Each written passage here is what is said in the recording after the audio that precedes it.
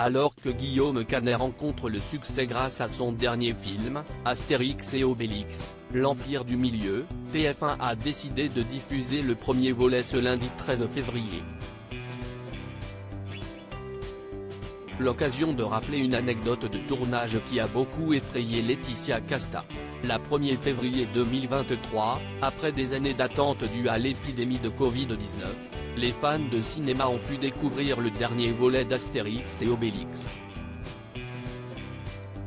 Intitulé Astérix et Obélix, l'Empire du Milieu, il a été réalisé par Guillaume Canet et est la suite directe de Astérix et Obélix, au service de Sa Majesté sorti en 2012. Une sortie qui a fait la fierté de l'acteur. Cela m'aura pris 4 ans de ma vie pour mener ce film au bout.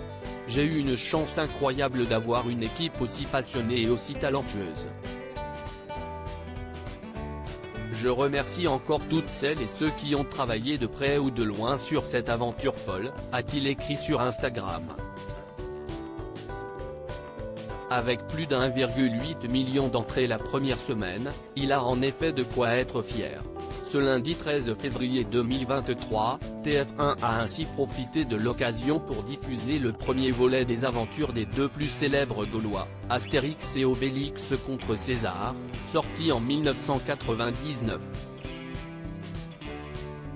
Avec notamment Christian Clavier dans le rôle d'Astérix, Gérard Depardieu dans celui d'Obélix, et la jeune Laetitia Casta en Falbala, le tournage a visiblement été mouvementé. Laetitia Casta choquée par Gérard Depardieu. En effet, Laetitia Casta débutait sa carrière et il s'agissait de son premier grand rôle. Gérard Depardieu a donc eu l'idée de la bisuter, pour le plus grand déplaisir de celle-ci. Sur le premier Astérix, il y avait Laetitia Casta. C'était son premier film, elle était toute gentille, toute mignonne, s'était souvenu Jean-Christophe Comarasso film en 2014, qu'on surnomme Pitof, qui était directeur des effets visuels numériques.